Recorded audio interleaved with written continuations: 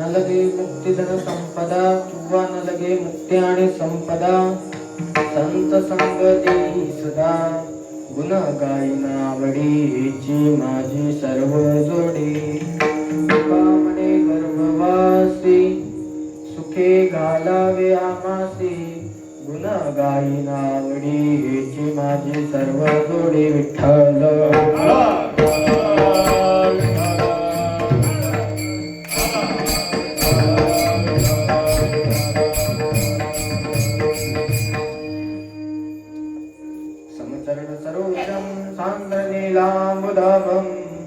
जगन्नीतपाणिं मण्डनं मण्डनानां तरुणतुलसी माला वन्दनं वन्दनेत्रं सदयतमलहासं विठ्ठलं चिन्तयामि पांडुरंगा करू प्रथम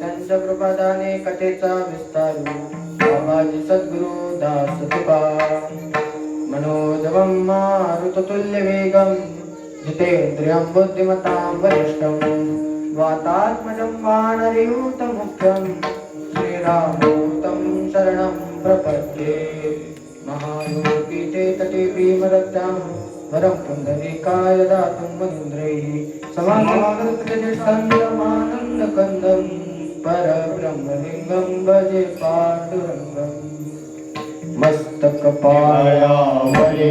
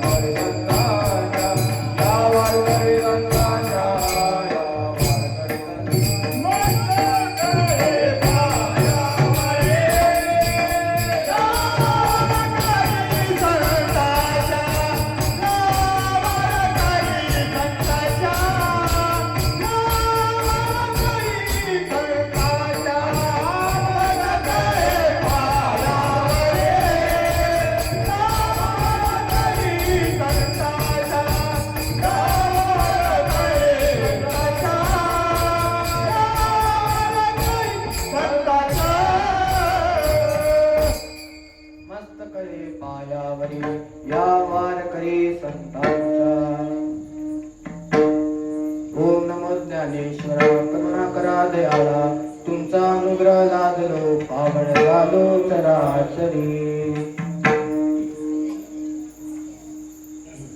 वक्रतुंड महाकाय सूर्यकोटि समप्रभ निर्विघ्नं कुरु मे देव सर्वकार्येषु सर्वदा सर्वमंगलमांगल्ये शिवे सर्वार्थ साधिके शरण्ये त्र्यंबके गौरी नारायणी नमोस्तुते नागेंद्रहाराय त्रिलोचनाय भस्मांगरागाय महेश्वराय नित्याय शुद्धाय दिगंबराय तस्मै नकाराय नमः शिवाय। जटाटवी गलज्जल प्रवाह पावितस्थले केवलं विलम्बितांबुजं तुंगभारतं गमन गमन गमन गमन निधानं गमन कारचन्द्रताण्डवं तनोतु नमः शिवाय। ॐ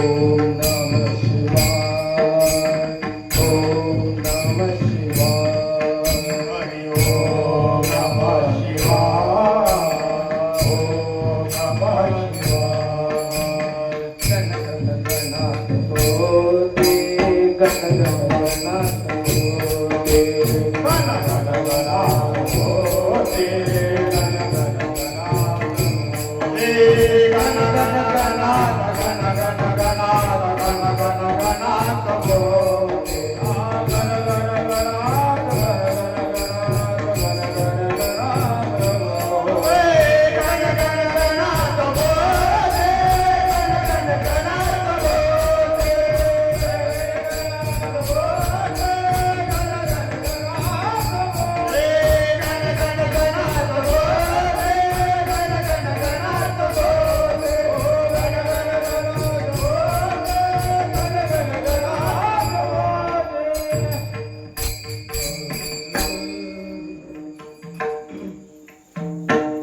नमः नमो त्रिभुवन स्वामी आद्यत्रय जननी देवाची।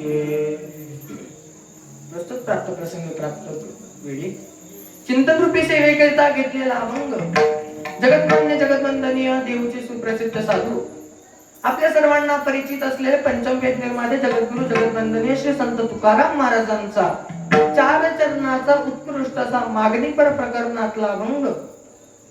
देवाकडे काहीतरी मागणी करत असताना जो उद्गार तुकोबांच्या मुखातून निघाले ते उद्गार म्हणजे आजचा अभंग आहे। विठ्ठल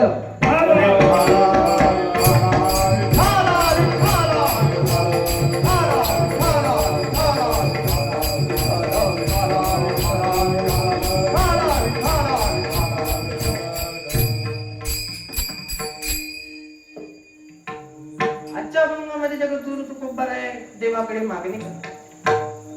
मागणीपर प्रकरणातला अभंग आहे।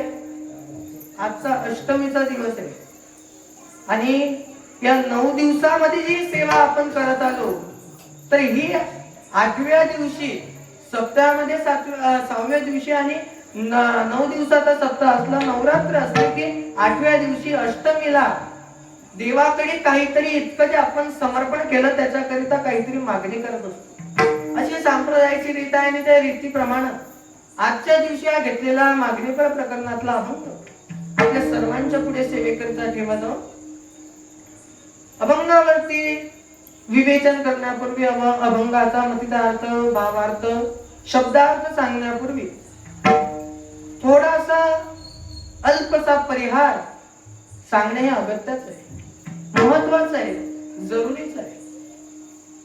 तर आपल्या सर्वांना माहित आहे ज्या गेल्या 8 दिवसापासून आपल्या या गांगलवाडी ग्रामस्थांनी सुरू असलेला हा नवरात्र यात्रा महोत्सव व अखंड हरिनाम सप्ताह छान भागवत कथाही सुरू आहे, भागवत सप्ताह सुरू आहे आणि आजच्या या 8व्या दिवशी 7व्या दिवशी मिळालेली मला सेवा आणि अष्टमीची सेवा आहे। दुर्गाष्टमी म्हणजे शास्त्रामध्ये त्याचं खूप मोठं महत्व सांगितलेलं आहे। दुर्गाष्टमीचं 9 दिवस नवरात्रीचे उपवास नाही केले तरी चालेल, पण जर अष्टमीचा उपवास केला तर त्या 9 दिवसाच्या उपवासाचं पुण्य मिळतं असं शास्त्र सांगतं। तर अशा या पवित्र पावन दिवशी या अष्टमीच्या दिवशी दुर्गाष्टमीच्या दिवशी त्या भवानीष्टमीच्या दिवशी विठ्ठल विठ्ठल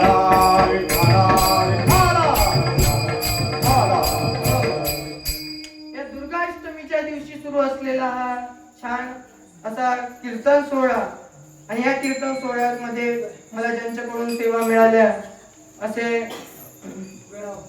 आपल्या श्री देवी मातेच्या सेविका आशाबाई असतील, त्यांचं मनापासून मी आभार मानतो व त्याचसोबत भागवताचार्य हरिभक्तपरायण श्री चक्रधर महाराज पास्तूर यांचेही मी मनापासून आभार मानतो व तसेच कार्यक्रमाचे आयोजक पंजाबराव देशमुख, गजाननराव व्यवहारे, सुरेश बियाणी, कनेरगाव नाका, भगवान चोपडे, मोहन राठोड, जगदीश राठोड, माणिक खोडे, प्रवीण देशमुख, दिलीप बुरकाडे, रामदास मेटांगे, प्रवीण बुरकाडे, विजय बुरकाडे, गजानन सातरोटे, एकनाथ मेश्रे, बाबूराव घुगे, दशरथ पवार, ज्ञानेश्वर गावंडे, संतोष भाविस्कार, कानू देवडे, रविभाऊ धारपवार, तसेच आमचे वडील असतील तर ज्ञानदेव लोडव, बाबाराव पाटील, राधाकिशन कांबळे, गौरव अग्रवाल, जगदीश तायडे, देवसिंग, कनेरराव पवार, दिनकर बोरकर, साहेबराव उगले व तसेच सर्व भक्तगण मंडळी असतील सर्वांचेही मी आभार मानतो.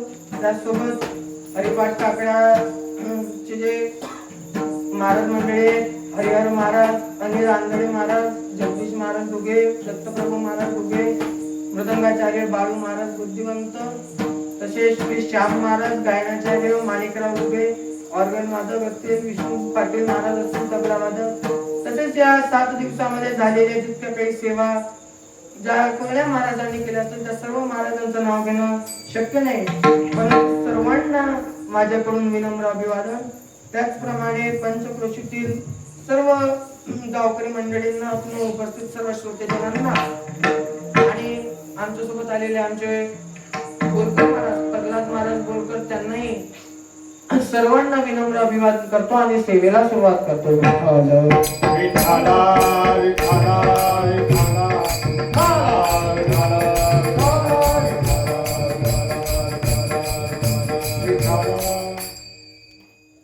सेवेला सुरू करण्यापूर्वी तत्पूर्वी मी ज्यांच्यामुळे घडलो अशा माझ्या आई वडिलांना, माझे आई वडील इथे उपस्थित आहेत त्यांनाही मी चरण स्पर्श दंडवत करतो. त्याचप्रमाणे ज्यांच्या सहवासाने, ज्यांच्या संगतीने, ज्यांच्या आशीर्वादाने, ज्यांच्या कृपाशीर्वादाने मी घडलो असे आमचे गुरुवर्य श्री सिद्ध सद्गुरू शांतीनाथजी महाराज, त्यांनाही मी नमस्कार करतो. त्याचप्रमाणे माझे मामा हरिभक्तपरायण कैलास महाराज येवले, ज्यांच्याकडून मी आळंदीमध्ये राहून अध्ययन केलं, त्यांनाही मी नमस्कार करतो. व त्याचबरोबर ज्या ज्या गुरूंमुळे आतापर्यंत मला जे काही बारीक गोष्ट शिकायला मिळाली, मग ती मुंगी तर असेना, त्या मुंगीपासून तर हत्तीपर्यंत असणाऱ्या हरेक गुरूंना माझा साष्टांग दंडवत आणि सेवेला सुरुवात. विठ्ठल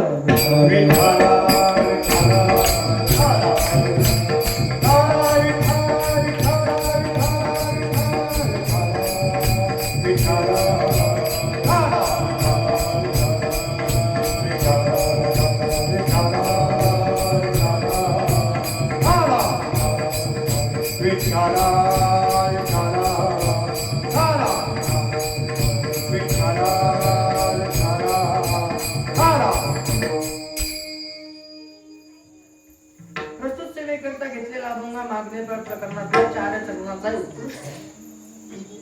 मुळात संतांनी लिहिलेलं हरेक वाङ्मय उत्कृष्ट आहे. आणि हा जो भागवताचा कार्यक्रम आहे, कीर्तनाचा महोत्सव, यात्रा महोत्सव, वारकरी संप्रदायाचा. मुळात वारकरी संप्रदाय काय आहे? तर वारकरी संप्रदाय एकमेव संप्रदाय आहे, एकमेव पंथ आहे जिथे कुठल्या जातीचा, पंथाचा, धर्माचा, राष्ट्राचा कशाचाच भेद होत नाही, तो म्हणजे वारकरी संप्रदाय. वारकरी संप्रदायाचा पाया ज्ञानोबर आहे. वारकरी संप्रदायाचा पाया ज्ञानोबर आहे, कळस तुकोबर आहे, त्याची गुरुकृपा म्हणजे निळोबर आहे. वारकरी संप्रदायाचा खांब म्हणजे एकनाथ बाबा आहे. आणि जनार्दन एकनाथ,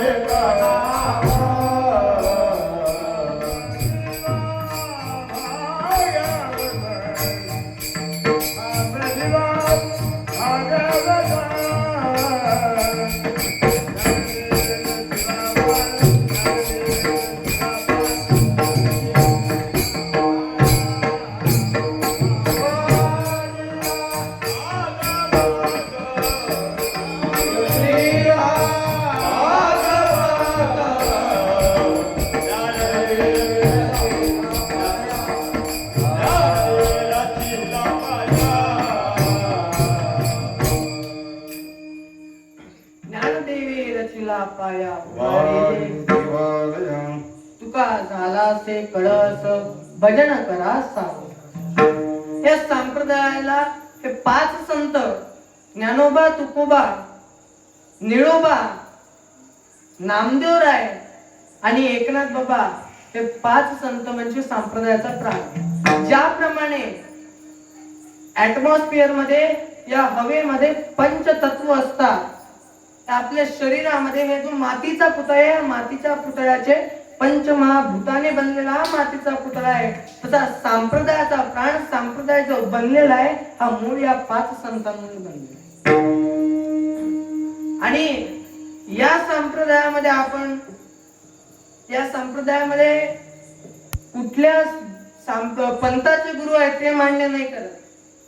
कुठल्याही पंथाचे तुमचे गुरु असो, तुम्ही कुठल्याही जातीचे असो, धर्माचे असो, कारण कबीर महाराज, रोहिदास महाराज, संत सावता महाराज, संत चोखोबाराय, संत गोरा कुंभार, तसेच संत नामदेव बाबा आणि याच प्रकारे सर्व जातीचे, सर्व धर्माचे, सर्व पंथाचे सर्व महात्मे या संप्रदायामध्ये होऊन गेले. आणि म्हणून वारकरी संप्रदाय हा जगातला एकमेव संप्रदाय आहे जो ज्याच्यामध्ये तुम्हाला जर फक्त प्रवेश करायचा असेल, तुम्हाला जर तो संप्रदाय आपलासा म्हणून घ्यायचा असेल तर काहीच करावं लागत नाही दादा. फक्त काय करावं लागतं तर महाराज सांगतात तेवढं करावं लागतं. सांगतो तुम्हासी विठ्ठला नाही तरी गेला जन्म वाया. महाराज म्हणतात की तुम्ही विठ्ठलाचं भजन करा. विठ्ठलाचं भजन जर केलं तर तुमचं जीवन मात्र सार्थक होईल. आणि या संप्रदायामध्ये, या धर्मामध्ये आपण राहतोय, इथे 2 गोष्टी महत्वाच्या आहेत. एक म्हणजे डोक्याला गोपीचंदन टिळा आणि कंठी तुळशी माळ गळा. गोपीचंदन टिळा, हृदय कळवळा वैष्णवा. वैष्णव जर व्हायचंय, वारकरी संप्रदायामध्ये जर यायचंय तर कंठ्यामध्ये, गळ्यामध्ये तुळशीची माळ असली पाहिजे, डोक्यावर टिळा असला पाहिजे आणि मनामध्ये विठ्ठला प्रती, जगदंबा माते प्रती, माझ्या हनुमंतरा प्रती भाव असला पाहिजे, प्रेम असला पाहिजे आणि त्याच भावानं भजन केलं पाहिजे. नक्कीच आपल्याला या संप्रदायामध्ये येऊन इथे योग्य तो मान मिळून भगवंताची कृपा झाल्याशिवाय राहणार नाही. विठ्ठल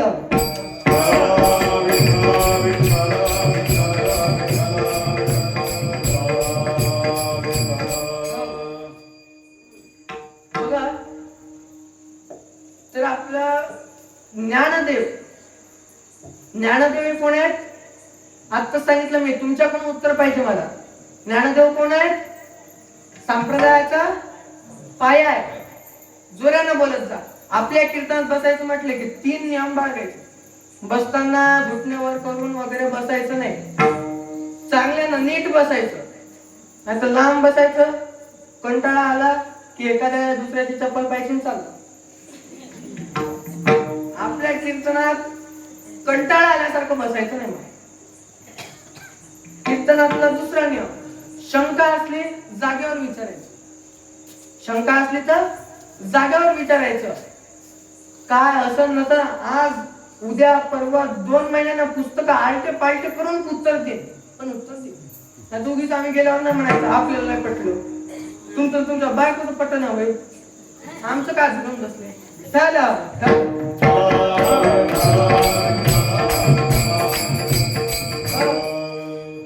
शंका असली तर जागेवर पकडायचं, नाही तर महाराज इथून गेले काय नाही. आणि मी माझा अनुभव सांगतो, लोक कधीच चांगलं म्हणत नसतात. लोक कधी जगात चांगलं म्हणत नाही. मी जर एकदम शांततेत चिंतनीय कीर्तन केलं तर लोक म्हणतात काय येतं भाई त्याला, उभच राहत. आणि त्याच जर थोडं हसून खेळून विनोदी नाचत गाजत कीर्तन केलं, गेलतो कीर्तनाला काही येत नाही, नाचतच नाचत. आता मला सांगा, म्हणजे काळी बायको केली बाबा याला बरी केली, आणि जर गोरी केली बाबा याला बरी केली, याला बरी दिली. आता लोकांच्या म्हणण्यानं काय ब्रह्मचारी राहत नाही. तुम्ही बोलत जा काय नाही. लोक कधीच चांगलं म्हणत नसतात. आणि लोक कधीच पाहतात, तुम्ही काळी बायको करा, गोरी बायको करा, सावळी करा, लोक कधीच बघत नाहीत. म्हणून कधी माझं आणि लग्नाचा विषय निघाला म्हणून सांगतो, लग्न इतकी आता सांगणं म्हणून का वाटते कडे ना महाराज, शादी का लड्डू खाने वाला भी पछता है, न खाने वाला भी पछता है. जास्त झालंय त्याला वाटतं कधी कधी कधी, अरे जास्त झालं त्याला विचार, लांब काला आपल्या घरातलं करायला विचार. महाराज जास्त झालं त्याला विचारा, कण कण कण कण सुरू ना. बिचारा त्या माणसाचा काहीच रोल नसतो, मग काहीच नाही.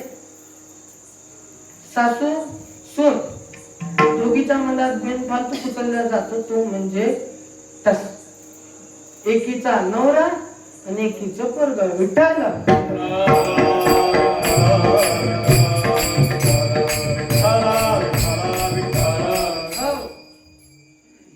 आणि म्हणून आपल्या कीर्तनात जागेवर शंकावायचा आहे. तिसरा नियम, कीर्तनात बोलावं लागेल. बोलले तर कीर्तन कळेल आणि भटकायचं नाही. आपण बरोबर जागेवर आणतो, फक्त लक्ष देऊन ऐकायचं, शांततेत चिंतनीय चित्त ठेवून कीर्तन ऐकायचं. हसू वाटलं हसायचं, रडू वाटलं रडायचं. बरं का माय गट, हसू वाटलं बोला. मी आता काय म्हटलं, बोलायचं आपल्याकडे. हसू वाटलं रडू वाटलं नाही तर बाहेर कुठं तरी जर हसले माय तुम्ही, लोक काय म्हणतात, बाई बाई बायको कशी हसती.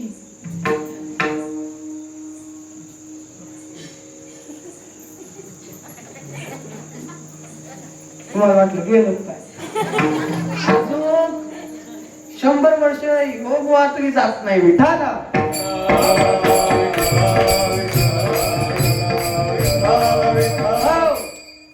माय हसू वाटलं हसायचं, रडू वाटलं रडायचं. बाहेर लोक नावं ठेवतात, यांना काय कुठे गेले काय कुठे हसतात हे, तुम्हाला कुठे हसतात, इथं गर्दीत हसतात. बरं का. आणि आपल्या कीर्तनात बसत असताना बोलायचं. आता सांगा, संप्रदायाचा पाया कोण? कुठेही जा, मी बरोबर जागेवर आणतो. संप्रदायाचा पाया कोण? ज्ञानोबा आहे, ज्ञानेश्वर महाराज. ज्ञानदेव कोणाला म्हणतात? ज्ञान म्हणजे देव, देव म्हणजे ज्ञान, ज्ञानाचं देव, देवाचं ज्ञान. ज्ञान म्हणजे देव, देव म्हणजे ज्ञान. पुरावा ज्ञानेश्वरीमध्ये 12व्या ओवीमध्ये माऊली सांगतात की ज्ञानापेक्षा अभ्यासापेक्षा मोठं ज्ञान आणि ज्ञानापेक्षा मोठं देवाचं ध्यान. आणि तुकोबाराही म्हणतात की अभ्यासाशिवाय पर्याय नाही. तुका म्हणे कारण असाध्य ते साध्य करीती सायास. तुका म्हणे कारण अभ्यासाशिवाय पर्याय नाही. अभ्यास केलं तर ज्ञान मिळेल, ज्ञान मिळालं तर ध्यान करता येईल आणि ते ध्यान केल्यावर तर भगवंत भेटल्याशिवाय राहणार नाही. एक वेळा भजन करूया. विठ्ठल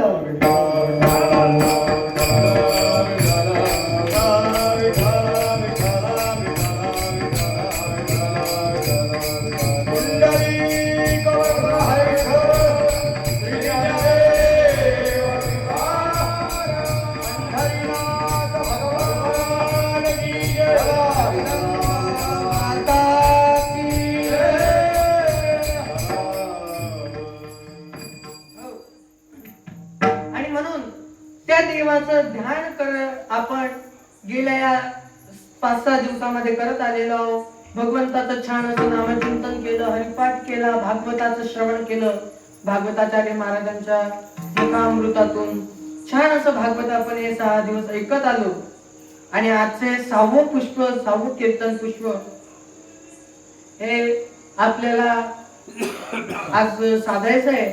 आणि याच्यामध्ये आतापर्यंत जी आपण सेवा केला, आतापर्यंत जे आपण समर्पण केलं, त्याच्याबद्दल देवाकडे काहीतरी मागायचं. आता तुकोबर आहे तसं बघितलं तर मागण्याच्या विरोधामध्ये. तुकोबर आहे बरेच प्रमाण देता येतील. तुकोबा म्हणतात की मागणं हे आपलं काम नाहीये. देवाला वाटतं की तुकोबांनी काहीतरी मागावं, पण तुकोबर आहे मागत नाही. परंतु तुकोबर एका ठिकाणी म्हणतात की मागणं चुकीचं आहे आणि स्वतःच मागतात, तर बघा मागणे उचित असलं पाहिजे. मागणं जर उचित असेल तर मागायला हरकत नाही, पण मागणं जर अनुचित असेल तर नक्कीच मागायला हरकत नाही. बघा छान असं गोड उदाहरण देतो. एक माणूस नाही का हनुमंतरायाची खूप भक्ती करायचा. खूप हनुमंतरायाची भक्ती करायचा. हनुमंतरायाला सोडून दुसरं देवाचं भजनच करत नव्हता. तो श्रीराम जयराम पण नव्हता म्हणत, तो म्हणत होता हनुमंत हनुमंत हनुमंत. फक्त हनुमंतरायाची भक्ती करायची. हनुमंतराय एक दिवस त्याला प्रगट झाले आणि त्याला विचारलं, काय पाहिजे तुला, सांग र, काय पाहिजे? तू म्हणला, हनुमंता बजरंगबली महाराजा मला काहीच नको, माझं सर्वस्व तूच आहेस रे. मी तुझं भजन सोडून दुसरं कोणाचं भजन सुद्धा करत नाही. फक्त तुझं नामस्मरण करतो, तुझं भजन करतो. दुसऱ्या देवाकडे फिरकूनही मी बघत नाही रे देवा.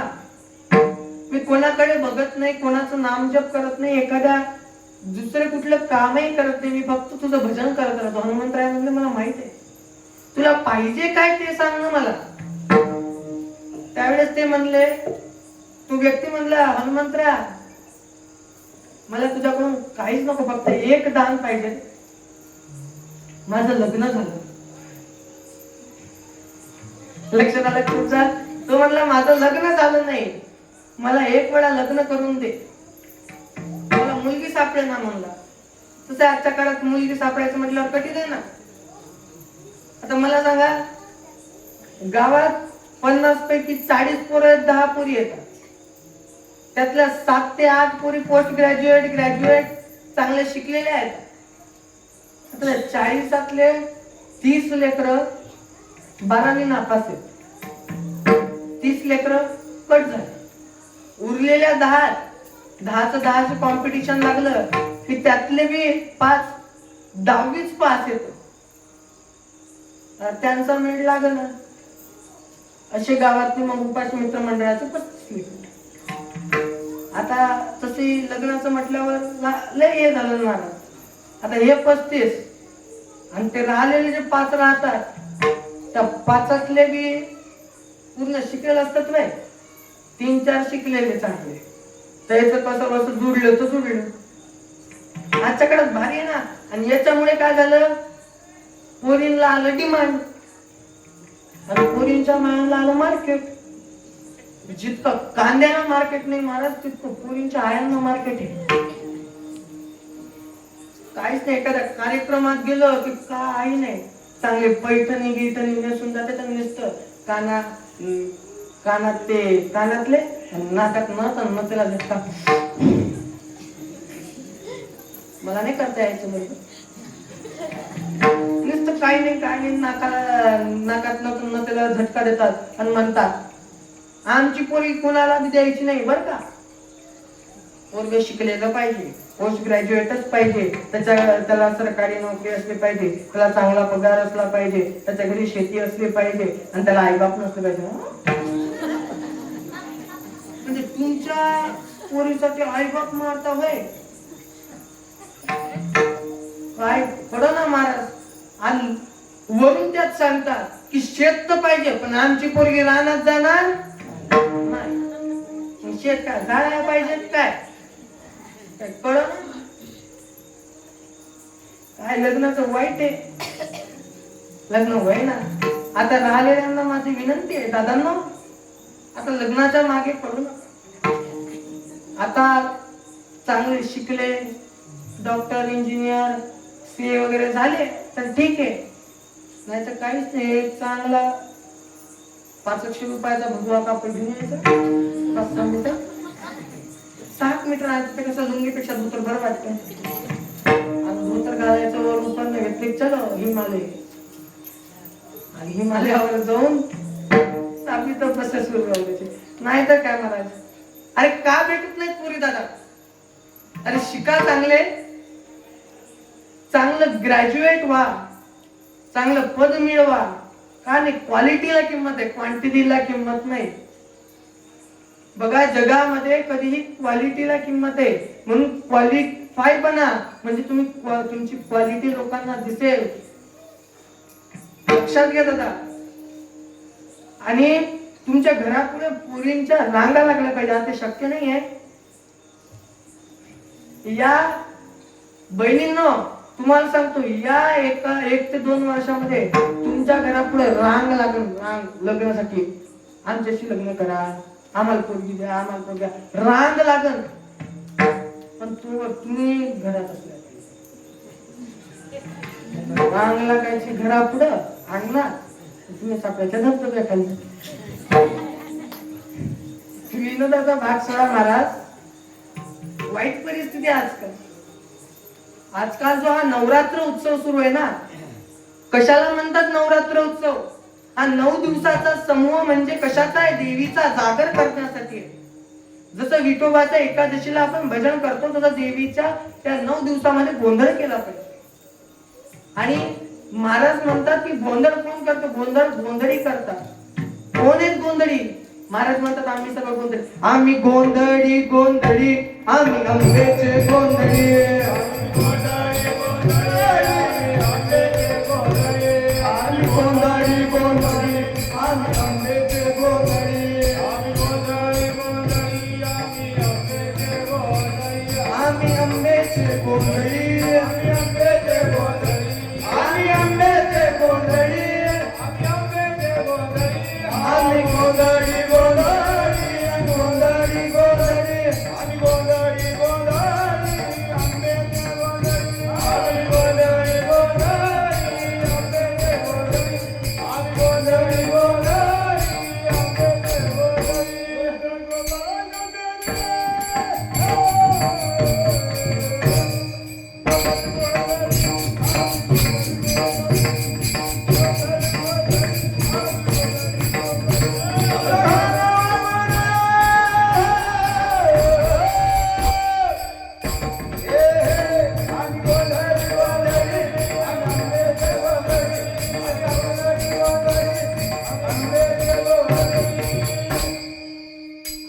गोंधळी गोंधळी, आम्ही आंब्याचे गोंधळी.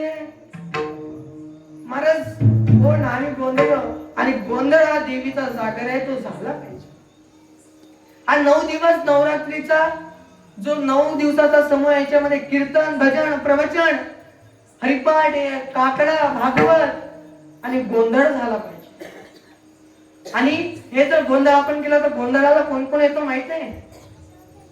देवीचा कोण्या गोंधळ असतो आणि त्याला कोण कोण येतं माहिती आहे? महाराज छान प्रमाण देतात. आषाढी कार्तिकी तुझ्या गोंधळाची दाटी हो. आषाढी कार्तिकी तुझ्या गोंधळाची दाटी हो. आषाढी कार्तिकी तुझ्या गोंधळाची दाटी हो.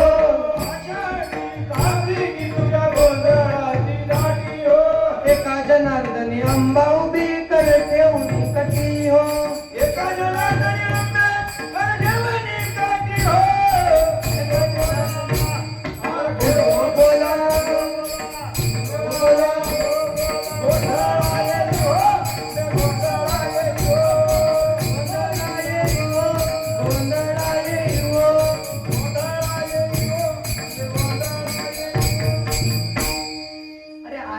कार्तिकी या माझ्या देवीच्या गोंधळाला आहे.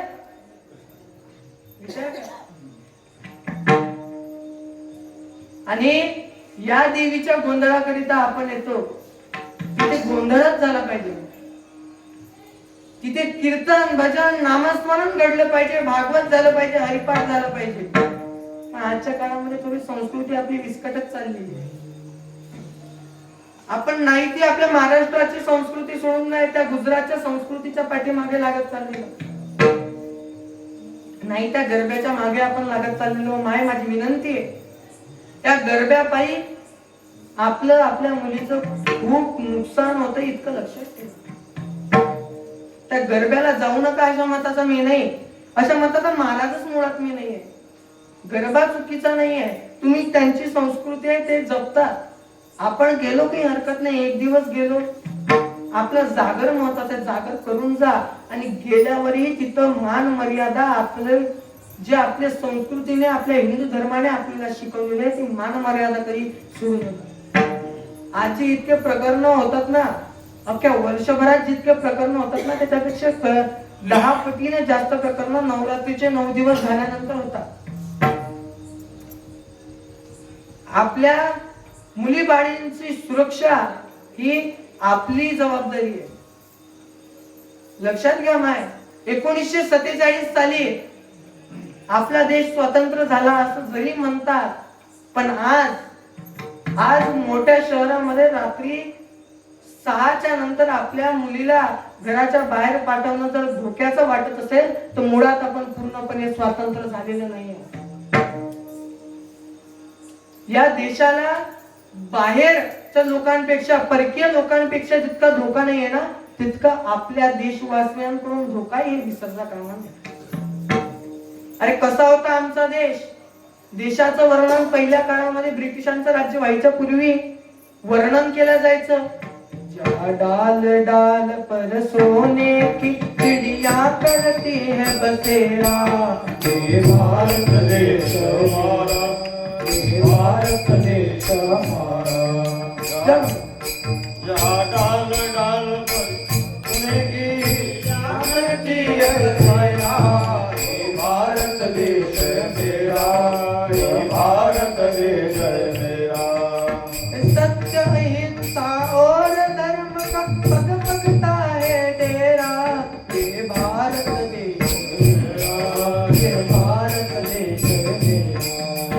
राजा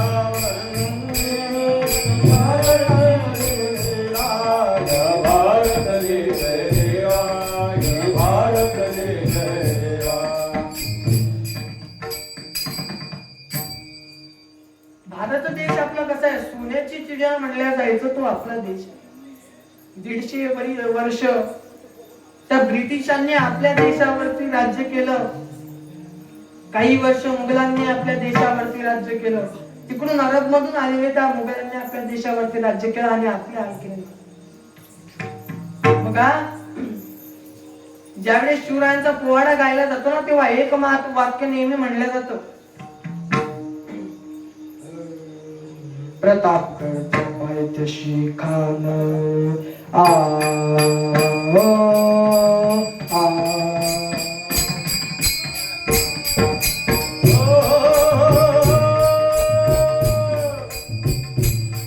प्रतापगडच्या पायथ्याशी खान,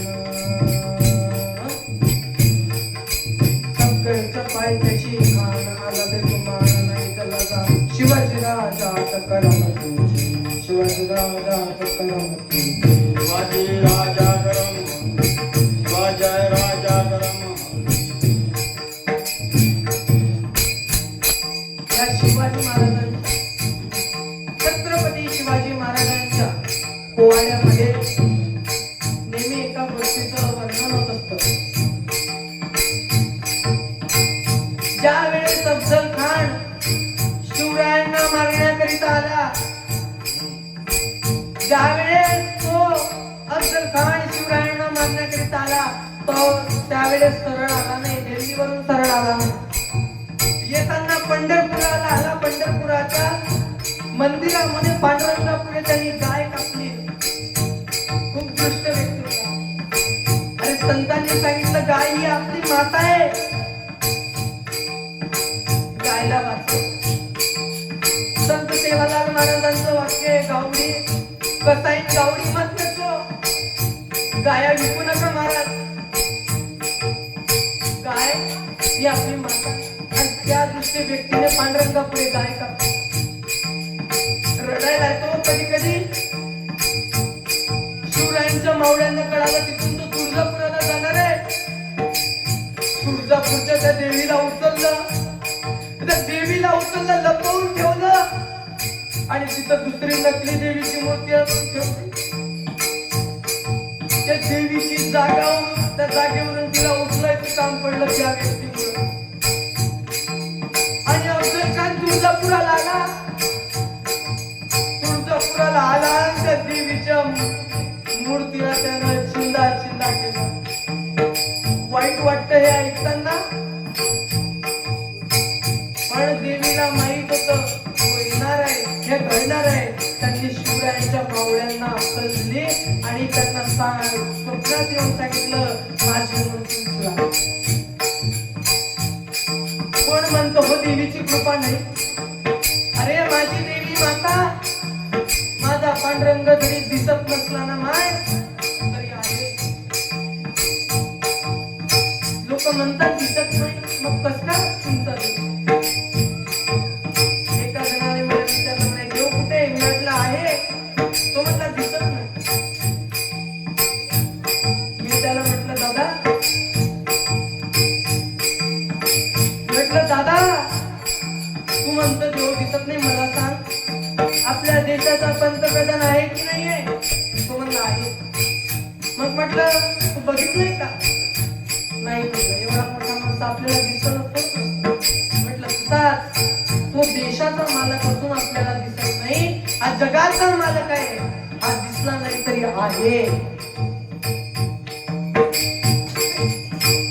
आणि त्या देवीचा त्या दुष्ट व्यक्तीने तसं केलं, परंतु देवीने शिवरायांना वर देऊन त्या व्यक्तीचा नाश केला. आणि त्याचं वर्णन आहे हानत माडला कोताळा जिरा जिरा जी जी जी जी जिरा जी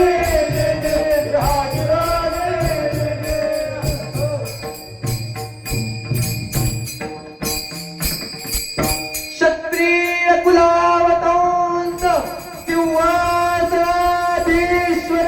छत्रपती श्री शिवाजी महाराज की, धर्मवीर संभाजी महाराज की, संत श्री देवलाल महाराज की, संत श्री सावता महाराज की.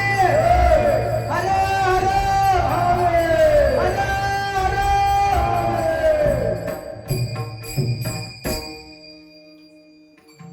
हे सांगणं काळाची गरज आहे. हो, हे सांगणं काळाची गरज आहे. आणि म्हणून आपण देवीचा जागर करत असतो. हा आपला मुद्दा. तुम्ही कुठे गेले तरी मी जागर आणून सोडतो, त्याचं टेन्शन घ्यायचं नाही. आपला पहिला मुद्दा होता आपण हे 7 दिवस गेल्या 7 दिवसांपासून भक्ती करतोय, गोंधळ करतोय, देवीकडे समर्पण करतोय. आणि समर्पण झाल्यानंतर आज मागणीचा दिवस आहे. आज आपल्याला देवाकडे काहीतरी मागायचंय, त्याकरिता निवडलेला आजचा अभंग आहे. तुकोबाराय देवाकडे मागणी करतात. काय मागणी करतात? अभंगाचं. हे जिदान रे गा देवा, हे जिदान रे गा देवा, हे जिदान रे गा देवा, हे जिदान रे गा देवा, हे जिदान रे गा देवा, हे जिदान रे गा देवा, हे जिदान रे गा देवा, हे जिदान रे गा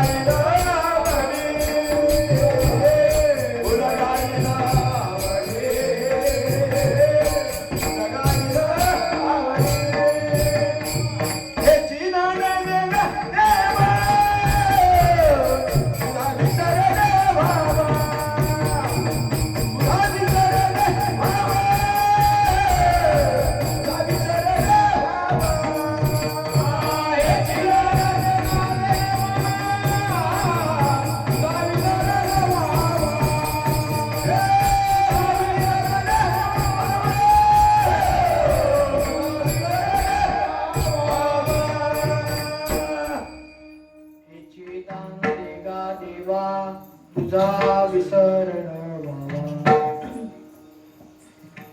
महाराज म्हणले आम्हाला देवा काय दानले, तुझा विसरण झाला पाहिजे. हा देवान तुकोबांचं हे मागणं उचित आहे की अनुचित आहे? बोलत जा, उचित आहे की अनुचित आहे? बरोबर आहे का चुकीचं आहे? बरोबर आहे ना? का चुकीचं आहे देवा संताचं मागणं? बरोबर आहे. तर आपण बघितलं होतं त्या व्यक्तीनं हनुमंतरायाला लग्न करायसाठी मागितलं.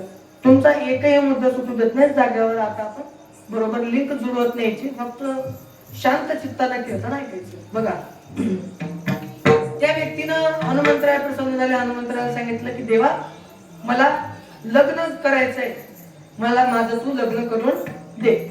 तिथून आपण पुढे लागलो. आता हनुमंतराय म्हणले तू चुकीच्या माणसाचं, मी तिकडे ब्रह्मचारी आहे, तुला कधी लग्न करून देऊ? ते म्हणला तू माझ्या गुरुंकडे जाय, माझ्या स्वामीकडे जाय. कोणाकडे? म्हणले रामाकडे जाय. म्हणले पण त्या रामाकडे गेल्यानंतर ते सहजासहजी मला भेटतील थोडी ना म्हणे, आणि मला सहजासहजी थोडीच देतील. सहजासहजी थोडीच मला एखाद्याशी लग्न करून देतील. हनुमंतराय म्हणले तू माझं लेटर पॅड वगैरे घेऊन जाय. म्हणजे माझं वगैरे घेऊन जाय, तुला मग काय कुठलाच मंत्री अडवणार नाही. सारखं त्यांच्या प्रधानमंत्र्याच्या खोलीतच जागा मिळाली बसायला. गेलं तिथं हनुमंतरायजीनं ते लेटर वगैरे लिहिलं, साईन वगैरे दिली. ते आजकाल आहे ना देवस्थानात घेतलं आणि गेला रामजीकडे. आता रामजी ते बघितलं, म्हणले पहिलं चुकीच्या माणसाकडे गेलता, म्हणा सरळ माझ्याकडे यायचं होतं. ते चुकलो. आता रामजीचं काय, घरात एक चांगली मुलगी बघितली त्यांच्या घरातच, आणि त्यांनी सांगितलं की म्हणले चांगला आहे, चांगला माणूस आहे, चांगला वारकरी आहे, कीर्तनकार आहे. कारण ते कसं धोत्रावाल्याचे लग्न म्हणलं की जरा जास्त स्तुती करू शकतो. कुठं व्हायलाच नाही महाराज. आळंदीतले किती लोक आहेत. आणि विशेष वाटतं मला लोकांचं की धोत्रावाल्याकडे बघताना त्यांचा दृष्टिकोन वेगळा आहे. धोत्रावाला कधी अनएज्युकेट किंवा अशिक्षित नसतो दादा. लोक म्हणतात तो एज्युकेटेड झाले म्हणून, मला नाही वाटत. कसले लोक एज्युकेटेड झाले सांगा बरं? धोतर सोडले, जीन्स पॅन्टी आले, जीन्स पॅन्टी गेली आणि ते बरमुडी आले, बरमुडी गेली आणि ते हाफ चड्डे आल्या. आता याच्यात सुज्ञ लोक कुठं झाले तुम्हाला सांगा बरं? फक्त लोक अर्धे मोकळे होत गेले. काही लोकांचं कळलं. आणि काय त्या आजकालच्या लेकराच्या फॅशनी खरंच विचित्र वाटतं कधी कधी बघताना. इथं फाटलेलं. एक जण मला असंच भेटलं, जे बघितलं ते इथं फाटेल, इथं फाटेल, इथं फाटेल. तर म्हटलं दादा जरा इथून बी फाट, तर सर्क्युलेशन चांगलं होईल. काय बोलू, वाईट वाटतं कधी कधी. काय त्या कसले त्यांच्या कटिंग. आपल्या संस्कृतीला जपून, आपल्या संस्कृतीला धरून आपण राहायला पाहिजे. मॉडर्न राहू नका अशा मताचा मी. आम्हीही मॉडर्न राहतो. माझं असं म्हणणंच नाही की मॉडर्न राहू नका. आता आजकाल काय ते आयफोन बघितला की बरेच जण वाटतं आम्ही घेऊ शकत नाही, अशातला भाग घ्यायला पण गरज नाही. आजकाल रोजाना जाणाऱ्याकडे सुद्धा आयफोन आहे. कुठली मोठी गोष्ट आहे घेणं. EMI वर आजकाल सहज मिळतो सर्व. कुठलीच गोष्ट घेणं कठीण नाहीये माय. पण आपल्या मुलाला जाणीव करून द्या की आपल्या घरी जो पैसा येतो ना, हा लबाडीचा पैसा येत नाही, हा कष्टाचा पैसा येतो, घामाचा पैसा येतो. आता आम्ही असं बोलले की लोक म्हणतात, त्यांना बोलायचं सोपं काय यायचं, 2 तास बोलायचं आणि पाकिट घेऊन चाललं जायचं. आता कीर्तनात कधी कधी या नॅपकिननं घाम पुसा असं वाटतं. घाम न पुसलेलं बरं आहे, म्हणजे लोकांना कळलं हा घामाचा पैसा आहे.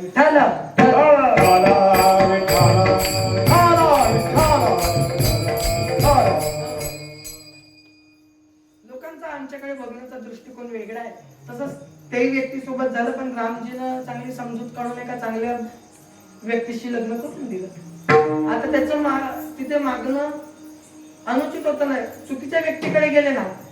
पण पुढे लग्न वगैरे झालं, आषाढीची वारी आली आणि आषाढीच्या वारीमध्ये त्याला लक्षात आलं की आपल्याला रामानं म्हणजेच विठ्ठलाच्या अवतारानं बरीच सहायता केली, आपण विठ्ठलाच्या वारीला गेलं पाहिजे.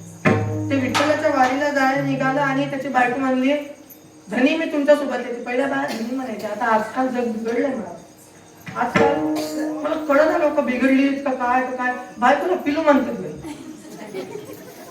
आता मला सांगा, पिलू कोणाला म्हणतात? कोणाला म्हणतात खरंच सांगा बरं? कुत्र्याला म्हणतात. आणि ते घरात कुत्रे पाळले 5-5, 10-10, 15-15 हजाराचे.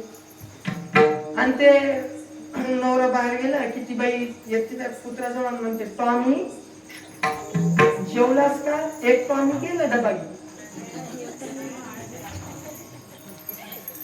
आता खरंच सांगा, काय बोलावा? जग बिघडलंय का काय? ही सांगतो, जग विचित्र आहे. आणि या लेकराचं काय सांगतो? काय ते बर्थडे सेलिब्रेशन आहे का आजकाल? अरे चांगल्यानं करा. मी असं नाही म्हणत विदेशी संस्कृती आहे, मान्य आहे मला. मी असं नाही म्हणत की तुम्ही केक कट करू नका वगैरे, कारण की माझ्या म्हणण्याचं कोणी ऐकणार नाही. पण आजकाल बर्थडे सेलिब्रेट करायचा वेगळाच फॅन आहे त्याचा.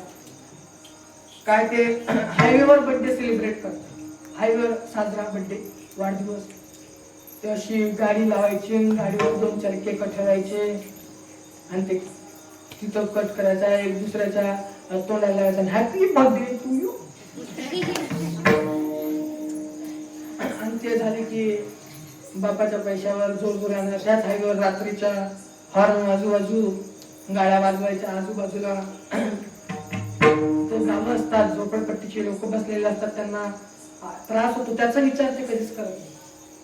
ते हॉर्न वाजवतात आणि गाडीहून एक दुसऱ्याच्या बाप्पाचं नाव वाजवतात. हे गण्या, हे शंकर्या, हे श्याम्या. ही संस्कृती आपली खरंच. अरे दादा, कधी कधी वाईट वाटतो मला सांगताना. खरंच आज जर छत्रपती, आज जर संत, आज जर महंत घडवायचे असतील ना माय, तर नक्कीच गर्भामध्ये असताना पासून तुम्ही त्यांच्यावरती संस्कार घातले पाहिजे. आज मी सहज इथे उभा झालेलो नाहीये. मी तुम्हाला सांगतो माय, लहानपणापासून गर्भामध्ये असताना पासून माझ्या आईनं नक्कीच काहीतरी पुण्यकर्म केलं असेल तेव्हा मी घडलो, हे मी गॅरंटीने सांगतो. आणि आई पुढे आहे. आणि खरंच मला माझ्या घरच्यांचा कधी कधी अभिमान वाटतो, कधी कधी म्हणजे नेहमीच अभिमान वाटतो की खरंच मला त्यांनी या संस्कृतीमध्ये वाढवलं, या संस्कारांमध्ये वाढवलं की मला या जगामध्ये वावरत असताना एक अभिमान वाटतो. जाताना कोणीही एखाद्याला जर महाराज म्हटलं ना, तिसऱ्याला पाहणाऱ्याला तरी एक वेळ थोडस आजच्या भाषेमध्ये ऑकवर्ड वाटेल. पण तुम्हाला सांगू, मला जो आतून अभिमान होतो किंवा मोठ्या व्यक्तींना जेव्हा असं वाटतं की हा कीर्तनकार आहे, त्यांना जो, माझ्या शिक्षकांना जो मी कीर्तनकार असल्याचा अभिमान होतो ना, आणि त्यांचं जे हास्य असतं, माझ्या आई वडिलांचं जे हास्य असतं, माझ्या गुरूंचं जे हास्य असतं ना, ते पाहून मला मनात आनंद होतो. आणि म्हणून जीवनामध्ये तुम्हाला जर छत्रपती घडवायचे असतील, जीवनामध्ये जर तुम्हाला क्रांती घडवून आणणारे महात्मे घडवायचे असतील, तर जीवनामध्ये नक्कीच तुम्ही तुमच्या मुलाला लहानपणापासून संस्कार दिले पाहिजे. आजकाल वाईट परिस्थिती सांगताना वाईट वाटतं दादा. तर कॉन्व्हेंटला टाकतात, टाकू नका अशा मताचा नाही. आम्ही सीबीएसई पॅटर्नला शिकतो, पण तिथे गेल्यावरही आपल्या मुलाला येतं नाही ते माहित असलं पाहिजे. आपल्या मुलाचा अभ्यास घेणं आपलं काम आहे. हर एक जण नसतो स्वतःचा स्वतः अभ्यास करत. आणि कॉन्व्हेंटला आजकाल ज्याचे नाही त्याचे लेकरं, असं नाही म्हणत टाकू नका, पण ज्यावेळेस तुम्ही कॉन्व्हेंटला लेकरं टाकताना त्यावेळेस विचार करा की त्याचा अभ्यासक्रम आपल्याला त्याला घरी त्याचं रिव्हिजन घेता आलं पाहिजे, त्याला शिकवता आला पाहिजे. जर नसेल मराठी मीडियमला टाका, कोणीच असं बघू नका कोणी त्यालाच होतं म्हणे. पहिल्या काळामध्ये मायबाप लेकर शाळेत नेऊन सोडायचे जिल्हा परिषद मध्ये, त्या मास्तरला सांगायचे गुरुजी याच्याकडे बघा. आता 3 शाळेचे 3 गुरुजी एकाच घरी जातात आणि तिथं म्हणतात आमच्या शाळेत लेकरू टाका, आमच्या शाळेत लेकरू टाका, आमच्या लेकर आणाव कुठून? मग सांगा कुठून आणणार लेकर? जितके मुले तितके शाळेत आहेत ना ऑलरेडी. अशिक्षित तर कोणी ठेवत नाही आपल्या मुलाला. आणि ही परिस्थिती मुळात कॉन्व्हेंटमुळे होत आहे. म्हणून कॉन्व्हेंटला जाऊ नका अशा मताचा नाही. मीही इंग्लिश मिडियमला शिकलेला आहो, मीही सध्या सीबीएसई पॅटर्नला आहो. परंतु आपल्या मुलाचा अभ्यासक्रम आपल्याकडून झेपावला पाहिजे. नाही तर त्याला जोपर्यंत कळत नाही ना तोपर्यंत 3री 4थी 5वी पर्यंत तरी त्याला आपल्या गावातल्या शाळेमध्ये शिकवू द्या. आणि तिथले शिक्षक कसे शिकवतात हे तुम्ही जाऊन बघणं तुमचं काम आहे. शिक्षकांचं काम तर शिकवणं आहे, पण तुमचं काम सुद्धा आहे. आणि आजकाल लोक जबाबदारी विसरत चाललेले आहेत आणि म्हणून शिक्षित लोकांचं प्रमाण कमी होत चाललेलं आहे. आजकाल जे ते JEE नेटकडे चाललं. भारताचं वैशिष्ट्य आहे, भारत लोकांकडे पाहून चालतो म्हणून मागे आहे. भारत पुढे नाही अशातला भाग आहे, पण भारतातले लोक खूप हुशार आहेत दादा. चायनामध्ये चोर पकडण्याची मशीन निघाली, एका तासात 50 चोर सापडले. 30 मशीन अमेरिकेमध्ये गेली, एका तासात 10,000 चोर सापडले. 30 मशीन जपान मध्ये आले, एका तासात 2,000 चोर सापडले. आणि 30 मशीन ज्यावेळेला भारतामध्ये आली ना अर्ध्या तासात मशीन गायब झाली. तुम्हाला करंट लागला नाही वाटतं? म्हणजे इतके भारताचे लोक हुशार आहेत. भारताच्या लोकांना कधी माणसं चुकून सुद्धा त्यांच्या नादी लागू नये. विदेशी लोकांनी तर कसंच नाही. एक माणूस आपल्या लंडनला गेला, तिथं ते पाय बूट पॉलिश करण्याची मशीन होती. एक पाय टाकला बूट पॉलिश करायचं, दुसरा पाय काढायचा, पहिला काढायचा, दुसरा पाय टाकायचा आणि दुसरा पाय पॉलिश केल्यानंतर ते मशीन त्या पायाला पकडून धरायचे, मग पैसे टाकायचे, मग ते पाय सोडत होते. हे माणूस इतकं हुशार होते ना, पहिला पाय टाकला, बूट पॉलिश करून दिले. आपल्या भारताचा गडी कार्यकर्ता तिथे गेला, पहिल्या मशीन जवळ गेला. हर एक चौकात मशीन होती. पहिल्या मशीन जवळ गेला, पहिला पाय टाकला, पहिल्या पायातला बूट पॉलिश करून घेतला. आता दुसरा टाकावा ना, दुसरा तिथं नाही टाकला, दुसरा इथून चालत गेला, दुसऱ्या मशीन मध्ये टाकून आला, फुकट काम करून आला. विचारला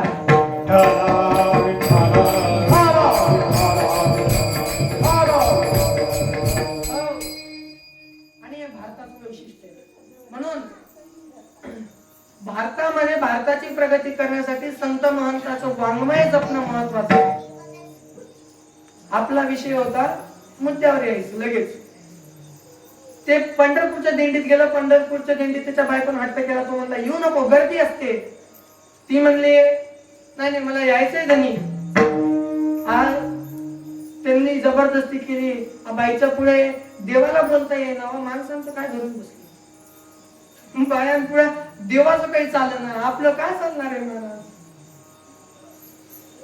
तिथं त्यांनी ठीक आहे म्हणलं चाल. गेले तिथं पंढरपुरात पोहोचले.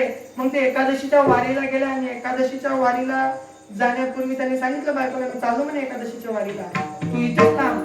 ती म्हणली नाही नाही मला यायचंय.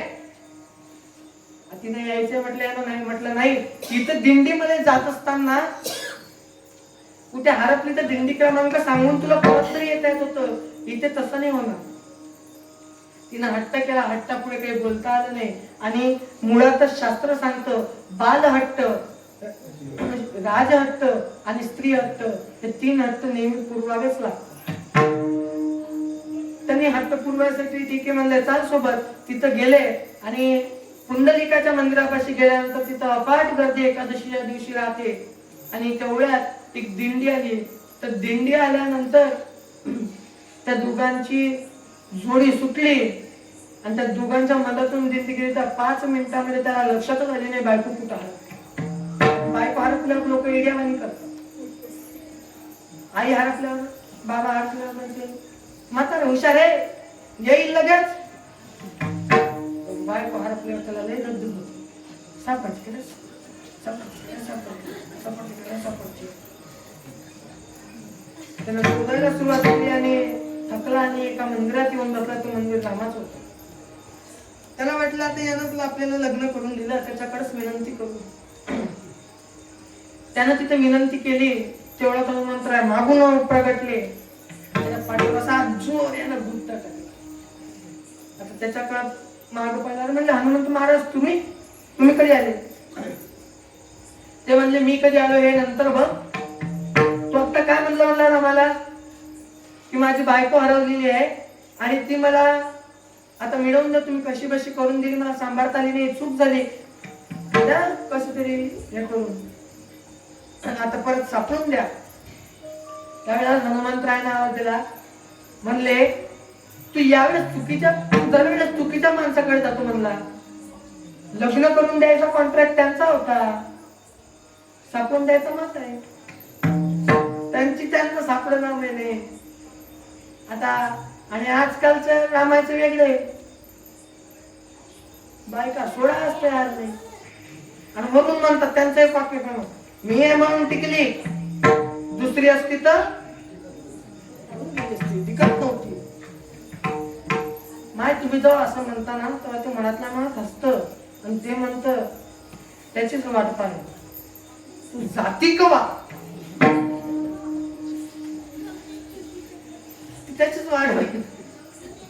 ते हनुमंतराय म्हणले हनुमंतराय मग आता तुम्ही तरी सापडून द्या. हनुमंतरायांनी त्याचं काम केलं. बघा सांगण्याचं तात्पर्य इतकंच, मागणी उचित कधी असते जेव्हा आपण योग्य व्यक्तीकडे मागतो. ज्याच्याकडे देण्याची दानत असली पाहिजे त्याला मागितलं पाहिजे.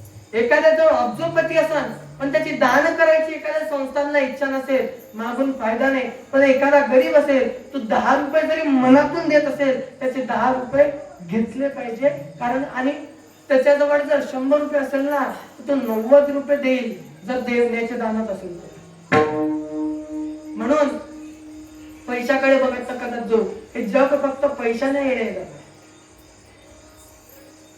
नाती जर कशामुळे तुटत असतील ना फक्त दोन गोष्टीमुळे, एक म्हणजे आपल्या जिभीमुळे आणि दुसरे म्हणजे तुटत असतील ते फक्त आणि फक्त पैशामुळे. आणि ती नाती जपत.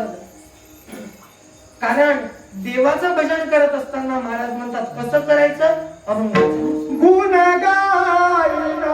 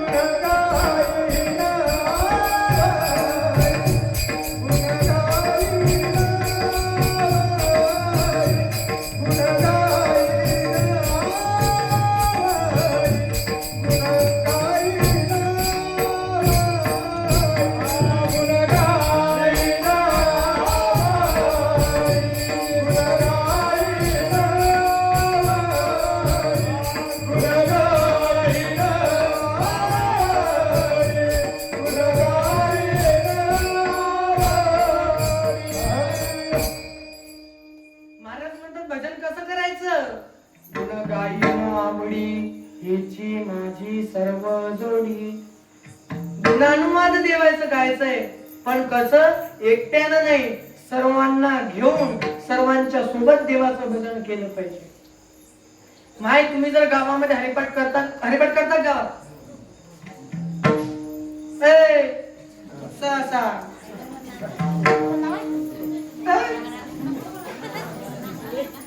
करता का? ज्या करत असेल ते उद्यापासून जा आणि जात असताना आपल्या शेजारणीला आवाज द्यायचा. त्याचं कारण सांगतो. जेव्हा तुम्ही शेजारणीला हरिपाठाला घेऊन जाता ना तेव्हा तुमचं पुण्य तर तुम्हाला मिळतच, तिचं पुण्य तिला मिळतं, पण दोघींमध्ये एक नवीन पुण्य उत्पन्नाला येतं आणि ते अर्ध वाटल्या जातं. म्हणून माझी विनंती आहे, जात असताना शिल्लक पुण्य ज्याला कमवायचं त्यानं शेजाऱ्याला घेऊन जायचं.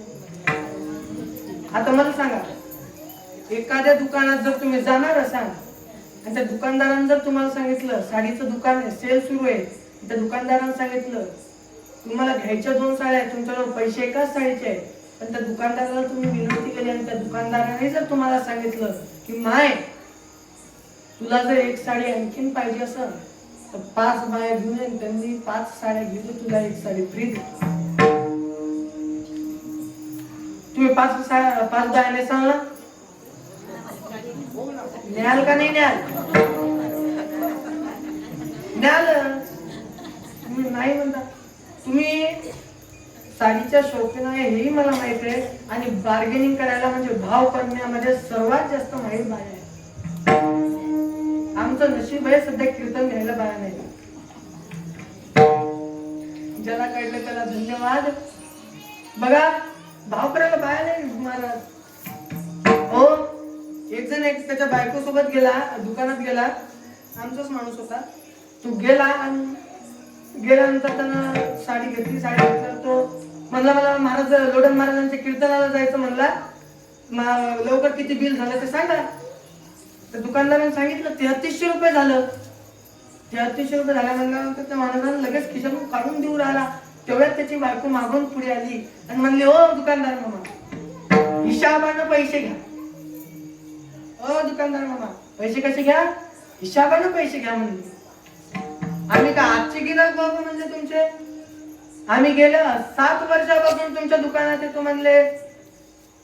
तुम्ही हिशोबानं पैसे घ्या, असे वाढवून नका सांगू.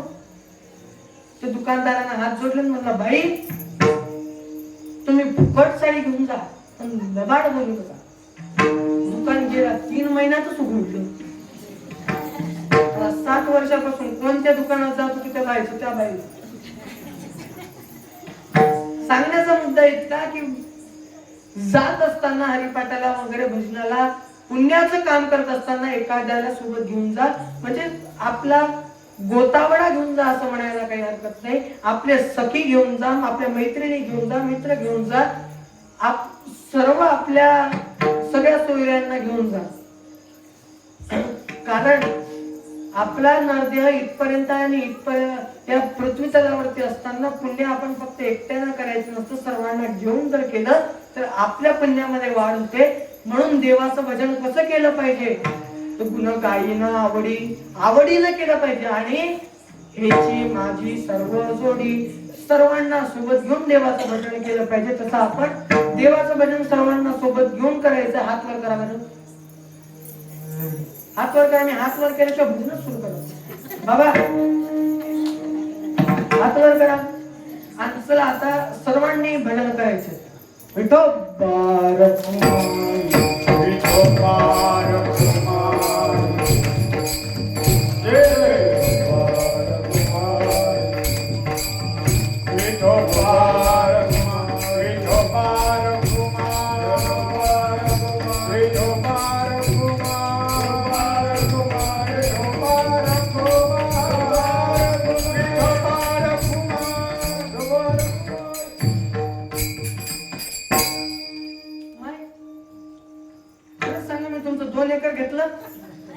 घेतला बाबा, काही घेतलं तुमचं तुम्ही सांगा, मोकळ्या मनानं बोलत जा बरं.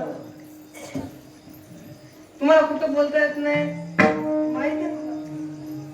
इथे बोललं पाहिजे, कीर्तनामध्ये बोललं पाहिजे. नाही तिथे बोलून फायदा आहे का? नाहीये. काही घेतलं का बाबा तुमचं? मी बोलत जा. घेतलं का तुमचं? काही घेतलं का? मग का तुम्ही भगवंताचं नामस्मरण बघा. तुम्हाला जर एक पोरग असेल ना तर दुसरं समजा, दुसरं असेल, तिसरं समजा, तिसरं असेल, चौथं समजा, चौथं असेल, पाचवं समजा, पाचवं असेल, सहावं असेल, सातवं समजा, सातवं असेल, आठवं असेल, किती असेल त्याच्यापैकी मला एक समजा आणि माझ्या विनंतीला मान देऊ. गोड भगवंताचं चिंतन पुन्हा करायचंय. हात वर केल्यावर हात दुखतात, ठीक आहे, नाही केलं तरी चालेल, पण खाली हाताने टाळी आणि मुखाने नाम निघालंच पाहिजे. सर्वांना गोड भजन करायचंय. तू ले ले हरी का नाम विठ्ठल विठ्ठल पांडुरंगा तुले हरी का विठ्ठल पांडुरंगा तुले हरी का नाम विठ्ठल पांडुरंगा तुले हरी का नाम विठ्ठल पांडुरंगा हे पांडुरंगा पांडुरंगा पांडुरंगा पांडुरंगा पांडुरंगा पांडुरंगा पांडुरंगा हे पांडुरंगा पांडुरंगा पांडुरंगा पांडुरंगा ओ पांडुरंगा पांडुरंगा पांडुरंगा पांडुरंगा तुले हरी का नाम विठ्ठल पांडुरंगा तुले हरी का नाम विठ्ठल पांडुरंगा तुले हरी का नाम विठ्ठल पांडुरंगा तुले हरी का नाम विठ्ठल पांडुरंगा विठ्ठल पांडुरंगा विठ्ठल पांडुरंगा विठ्ठल पांडुरंगा विठ्ठल पांडुरंगा विठ्ठल पांडुरंगा विठ्ठल पांडुरंगा विठ्ठल पांडुरंगा विठ्ठल पांडुरंगा हो तू तेरे हरी का नाम विठ्ठल पांडुरंगा तू तेरे हरी का नाम विठ्ठल पांडुरंगा तू ये हरी का नाम विठ्ठल पांडुरंगा तू ये हरी का नाम विठ्ठल पांडुरंगा पांडुरंगा देवाचं भजन होतं दणदणीत झालं आनंद आला पाहिजे आला नाही आनंद मजा आली का हा. बोलत जा तुम्ही बोलत नाही असं नाही का नाही तुम्ही जिथं बोलायचं तिथं बोलत नाही इथं बोललं पाहिजे माणसाला तुम्ही बोलत नाही असं नाही. तुम्ही जर बोलायला लागला ना की गलील पाडते कुणाची सासू बांधते कुणाची सून बांधते कळलं त्यांना धन्यवाद ज्यांनी सर्वांनी गोड भजन केलं सर्वांचे मनापासून आभार महाराज म्हणतात या पद्धतीने सर्वांना घेऊन भजन केलं पाहिजे आणि आम्ही तुझं इतकं छान असं भजन करतो देवा इतके 6 दिवस गेले आम्ही तुझं भजन केलं आम्हाला तू काहीतरी दान दे देव म्हणला तुम्हाला धन पाहिजे मुक्ती पाहिजे संपदा पाहिजे काय पाहिजे सांगा ते म्हणले मला काहीच नको आपला परमार्थ हा मुक्ती करीता सुरू तुका म्हणे मुक्ती परिणिली नोबरी आता दिवस चारी खेडी मेळी आपली भक्ती मुक्तीकरिता सुरू आहे परंतु संत म्हणतात तुकोबा म्हणतात की आम्हाला मुक्ती नकोय मुक्ती आमची नवरी झालेली आहे ऑलरेडी आमची आधीच ती नवरी झालेली आहे आम्हाला ती नकोय मग पैसा घ्या धन घ्या धन आम्हाला नकोय कारण धनाची व्हॅल्यू इथे वरती नाही आहे आम्हाला देवा तुझं भक्ती भावन तुझं भजन आम्ही पैशासाठी करत नाही संपदा तुकोबा म्हणतात संपदाही नको तुकोबा म्हणतात आम्हाला संपदा ऐश्वर्य वगैरे काहीच नको भगवान बाबाचं जर नाव तुम्ही ऐकलं असेल तर ऐश्वर्य संपन्न संत म्हटल्या जात होते ते भगवान बाबा मग ही संपदा ऐश्वर्य हे कुठल्याच संतांना नकोय संत तुकोबा संत ज्ञानोबा संत सावता बाबा संत गोरा कुंभार संत भगवान बाबा संत सेवालाल महाराज आणि इतर सर्व संतांकडे सर्व काही त्यांच्याकडे आहे महाराज संपदा आहे धन आहे मुक्ती त्यांची नवरी झालेली आहे मग काय पाहिजे तुम्हाला महाराज तर महाराज म्हणतात आम्हाला फक्त आणि फक्त तुझा संग पाहिजे नलगे मुक्ती धन संपदा नलगे मुक्ती धन संपदा नलगे मुक्ती धन संपदा नलगे मुक्ती धन संपदा अंत संग हे सदा संग हे सदा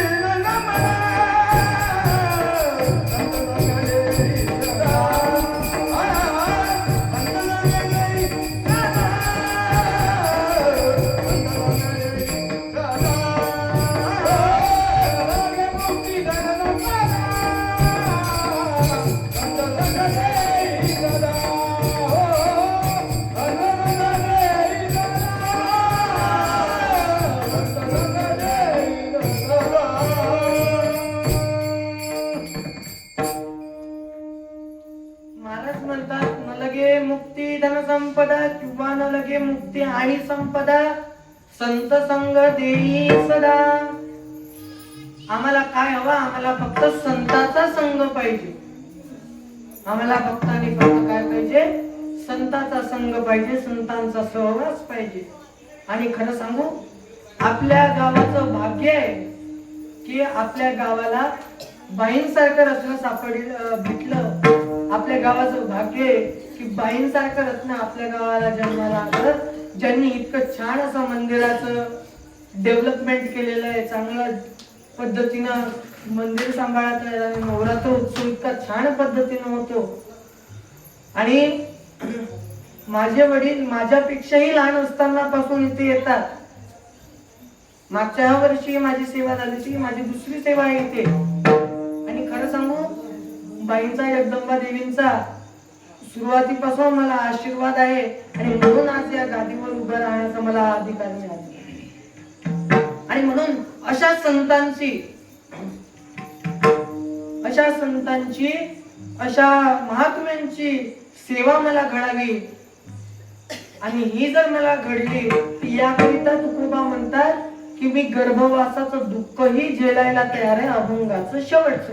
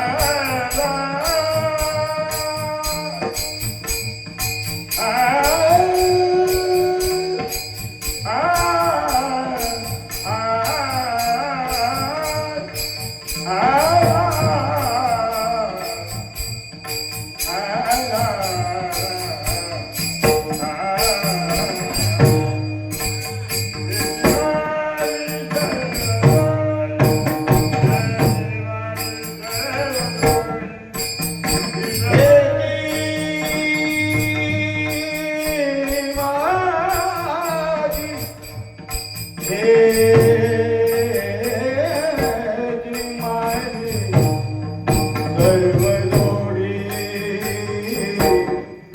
सर्व जोडी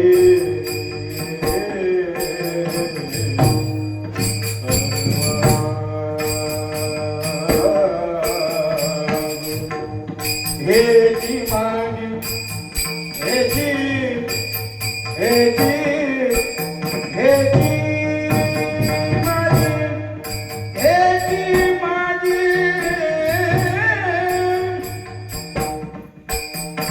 सर्व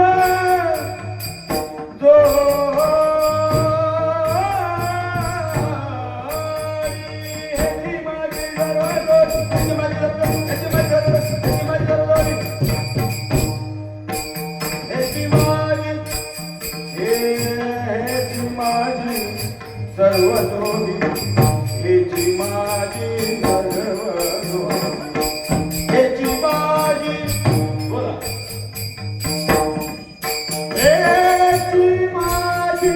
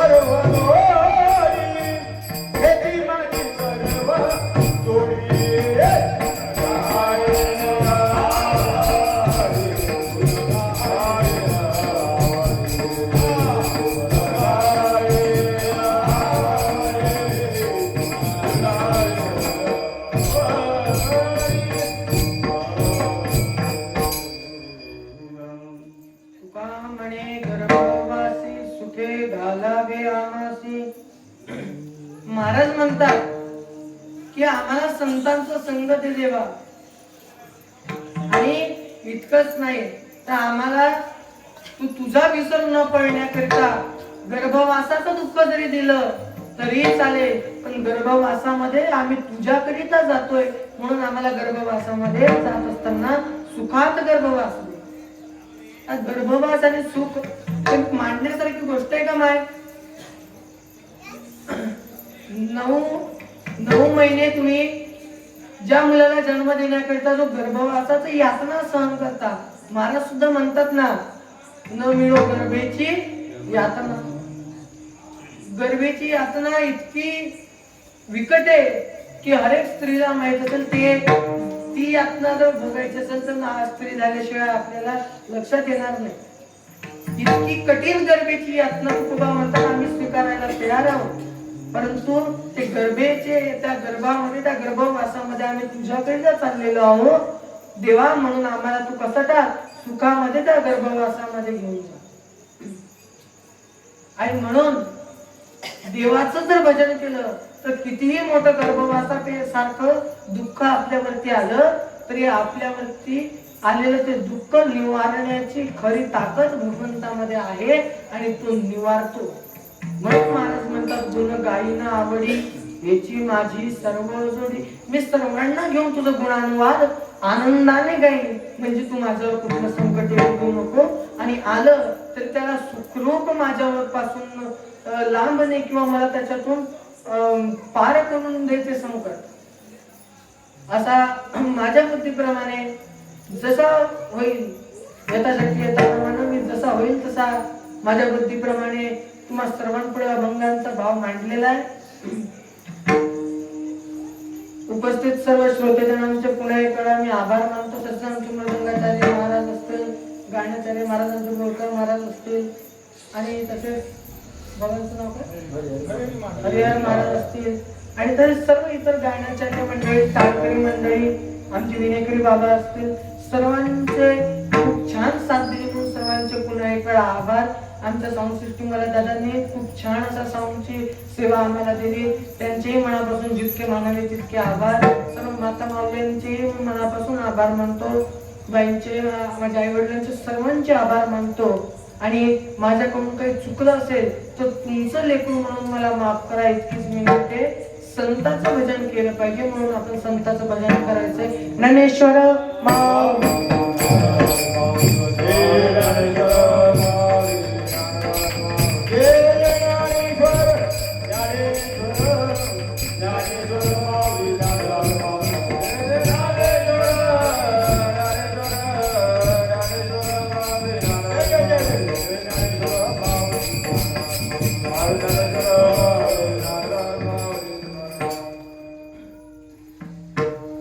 संतांचं भजन केलं पाहिजे. संतांचं जर भजन आपण केलं तर आपल्या जीवनामध्ये आपलं सार्थक. अभंगाचा भाव तुझा संपलेला आहे, परंतु आजच्या काळामध्ये काही गोष्टी सांगणं अत्यंत महत्वाचं आहे.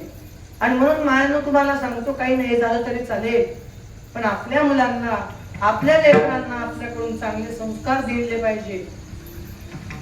आणि इतकंच नाही तर आपल्याकडून, आता बघा आपण सर्व शेतकऱ्याचे लेकरं नाही म्हटलं तरी आपलं मूळ शेतीच आहे.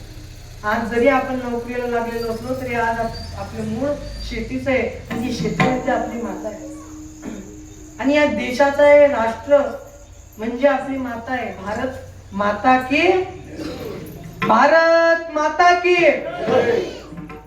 भारताला काय म्हणतो आपण? माता म्हणतो. कधी म्हणता का दुबई मावशी? कधी म्हणतो का बाबा आपण लंडन दादा? नाही. कधी म्हणतो का पाकिस्तानात काका? नाही. आपण आपल्या भारताला माता म्हटलं जातं फक्त. आणि ही आपल्यासाठी अभिमानाची गोष्ट आहे. आणि या राष्ट्राचा विकासाची गोष्ट आपल्याकडून झाली पाहिजे. या नवीन पिढीपासून, नव्या युगापासून ती गोष्ट साकारली गेली पाहिजे. एक गोड कविता आहे बघा, दोन कडे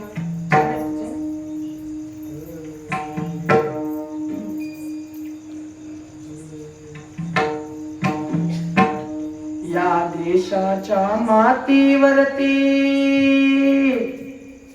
या देशाच्या मातीवरती आमचा रे अधिकार, आमचा रे अधिकार. नव्या पिढीचे, नव्या युगाचे स्वप्न करू साकार. नव्या पिढीचे, नव्या युगाचे स्वप्न करू साकार. या देशाची या मातीवरती आमचा रे अधिकार, आमचा रे अधिकार. नव्या पिढीचे, नव्या युगाचे स्वप्न करू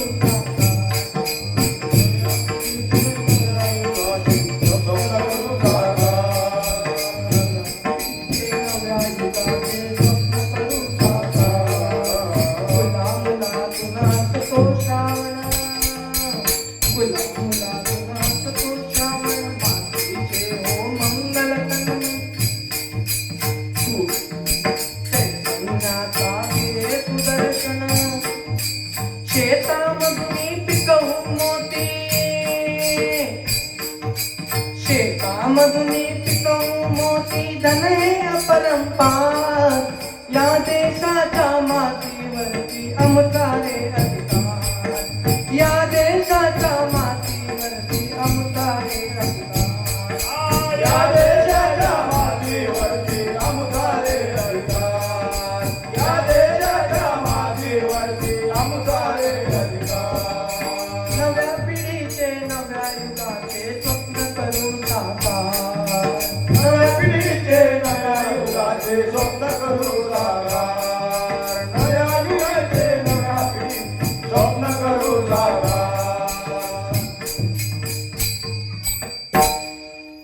आणि आता शेवटचं कळ खूप गोड वाटलं मला म्हणून सांगतो. हे जे मी कळ म्हटलं ना, याच्यामध्ये कृषी, आपली जी कृषी परंपरा आहे ना, याच्याबद्दल महत्व सांगितलेलं आहे आणि ती आपण जपली पाहिजे. आपल्या आपण शेतकरी असल्या तर आपल्याला अभिमान असला पाहिजे. स्वाभिमानाने सांगा मी शेतकरी आहो म्हणून सांगितलं. आणि शेवटचं कडवं इतकं छान आहे बघा. या विश्वाची विभव संपदा जपू वाढवू आम्ही लाखदा. या विश्वाची विभव संपदा जपू वाढवू आम्ही लाखदा. हस्त शुभम कर हवा एकदा. भविष्य उज्ज्वल या देशाचे, भविष्य उज्ज्वल या देशाचे करूया जय जयकार. या देशाच्या मातीवरती आमचा रे अधिकार. या देशाच्या मातीवरती आमचा रे अधिकार. आणि म्हणून या राष्ट्रावर, या देशावर आपण प्रेम केलं पाहिजे. आपल्या आईवर आपण ज्याप्रमाणे प्रेम करतो ना, त्याप्रमाणे प्रेम करतो. आजच्या काळामध्ये जे वृद्धाश्रम वाढत चाललेले आहेत दादा, त्याचं कारण आई वडील स्वतः आहे. आपल्या मुलांना संस्कार द्या. हे पोरग लईच घाण शिव्या देत होतं, माय लईच घाण. मी रस्त्यानं चाललो, तू दुसऱ्याला देत होता, मी ते ऐकलं आणि त्याच्या आईला म्हटलं, बघा ना म्हटलं काकू, ते घाण शिव्या देत आहे म्हटलं तुमचं पोरग. ती काकू काय म्हणजे माहितीये का, पोरग कितकं आता इतकं 1-1.5 फुटाचं पोरग आणि इतक्या खराब खराब शिव्या देत होतं. मी त्याच्या आईला म्हटलं, काकू बघा म्हटलं किती घाण घाण शिव्या देत आहे. ती बाई मला म्हणली, महाराज लहान आहे तो लहान आहे. म्हणलं आता लहान आहे म्हणून त्याला कळत नाही काय, म्हणून घाण घाण शिव्या देतं. मोठं झाल्यावर दिल ना चांगले चांगले. काय बोलावं महाराज. आई वडिलांनी आपल्या विद्यार्थ्या, आपल्या लेकरांना शिकवलं पाहिजे, चांगले संस्कार दिले पाहिजे. ते महत्वाचं आहे. कारण आपली आई गेल्यानंतर हरेक विद्यार्थी, हरेक मुलाच्या मुखातून आलं पाहिजे, अंबरून वासराले चटती जवा गाय, मले तिच्या मध्ये माझी माय रे, माझी माय.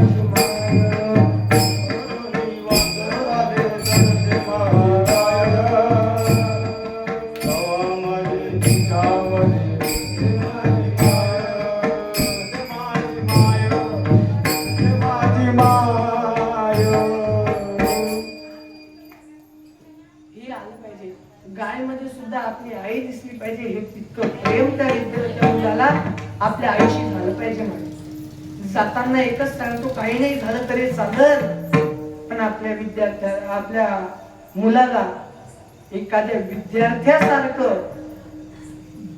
वागवा. आपला विद्यार्थी समजून का होईना, पण त्याला शिकवा, त्याला सांगा की आईची मोल काय आहे, वडिलांची मोल काय आहे. कारण बघा, आज रात्रीच्या जेवणाची चिंता जो करतो ना, त्याला आई म्हणतात. एका दिवसाच्या जेवणाची चिंता करते तिला आई म्हणतात. आणि संपूर्ण वर्षभराच्या जेवणाची चिंता करतो ना माय, त्याला बाप म्हणतात, त्याला बाप म्हणतात, त्याला. आता तरी टाळ्या वाजवा, नाही कळालं तरी वाजवा चांगलं. टाळ्यावर ना टॅक्स आहे ना काही आहे, तरी बाया वाजवत नाही. वाजवू ना माणसं वाजवू ना. मला कळलं ना बघ, नागातून कधून घेतला का टाळ्या मीच वाजव. मला काय उक्त दिलं काय, मी काय मुकादम नाही उसत. विनंती आहे माझी, इथं टाळ्या वाजवल्या पाहिजे. टाळ्या इथंच वाजवल्या पाहिजे माय. टाळ्या कुठेही वाजून चालत नसतं, रस्त्यावर वाजवून तिथे वाजवता येते. कीर्तनामध्ये, भजनामध्ये, भागवतामध्ये टाळ्या वाजवल्या पाहिजे. सांगण्याचा मुद्दा माझा इतकाच आहे. वेळ संपत आलेला आहे. बरोबर 9:15 कीर्तन सुरू झालं होतं. 9:10 आता वाजायला 1 मिनिट बाकी आहे. जाताना 1 मिनिटात एकच गोष्ट सांगतो, काही नाही झालं तरी चालेल, आणि हे जन्म सार्थक करायचं असेल तर देवाचं नामस्मरण केलं पाहिजे. कारण की जिंदगी से जिंदगी एक किराए का घर है, जिंदगी एक किराए का घर है, एक ना एक दिन बदलना पड़ेगा। जिंदगी एक किराए का घर है, एक ना एक दिन बदलना पड़ेगा। जिंदगी एक किराए का घर है, जिंदगी एक किराए का घर है, एक ना एक दिन बदलना पड़ेगा, एक ना एक दिन बदलना पड़ेगा, एक ना एक दिन बदलना पड़ेगा। जब तुझको आवाज देगी, जब तुझको आवाज देगी, घर से बाहर निकलना पड़ेगा, घर से बाहर बाहर निकलना पड़ेगा। जिंदगी एक किराए का घर है, जिंदगी एक किराए का घर है, एक ना एक दिन बदलना पड़ेगा, एक ना एक दिन बदलना पड़ेगा। हे देह आपल्याला एक ना एक दिवस सोडून जायचंय, म्हणून देवाचं चिंतन चांगल्या पद्धतीने करा. इथे कोणी आपलं नाही, बहीण आपली नाही, भाऊ आपला नाही, नाही रे, नाही रे, नाही कुणाचे कुणी, नाही रे, नाही कुणाचे कुणी, नाही रे, नाही रे, नाही कुणाचे कोणी, नाही रे, नाही रे, नाही कुणाचे कोणी, ऐका कुणाची, भाऊ कुणाचा, कोण कुणाचे सखे होय, हा बहीण कुणाची, भाऊ कुणाचा, कोण कुणाचे सखे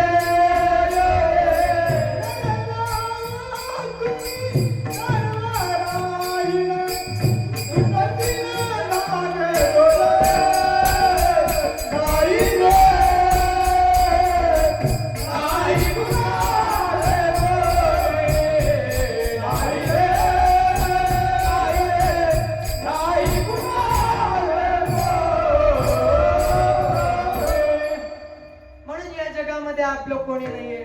आपल्याला जर स्वर्ग प्राप्त करायचं असेल, परलोक प्राप्त करायचं असेल तर भगवंताचं चिंतन केलं पाहिजे, जगदंबे मातेची आराधना केली पाहिजे आणि ज्या चुकीच्या रूढी परंपरा आहेत त्या मोडल्या पाहिजे.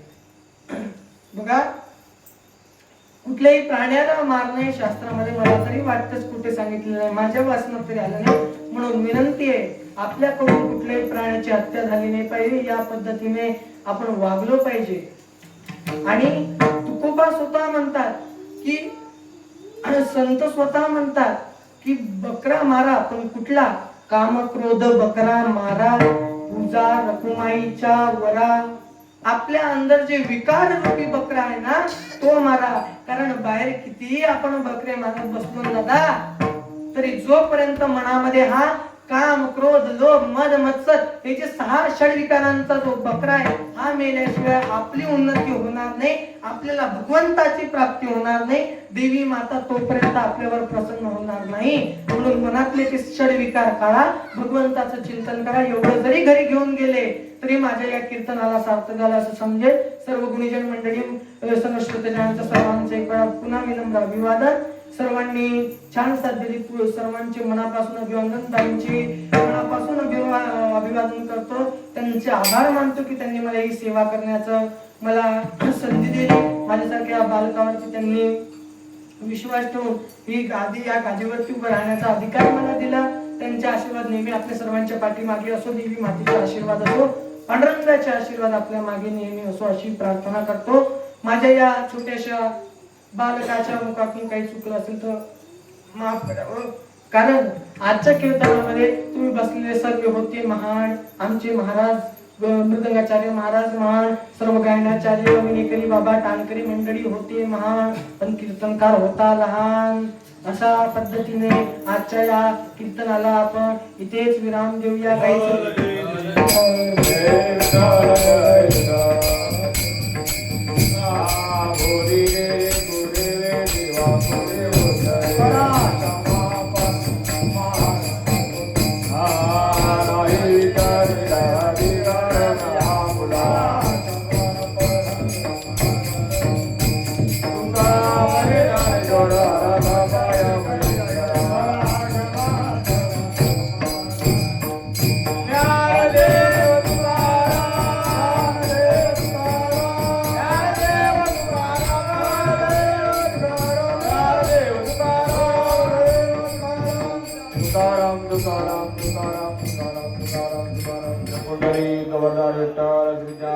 तुकाराम पंढरीनाथ भगवान की जय. बावडे ज्ञानेश्वर महाराज जगत गुरु तुकाराम महाराज की जय. आदिशक्ती मुक्ताबाई की जय.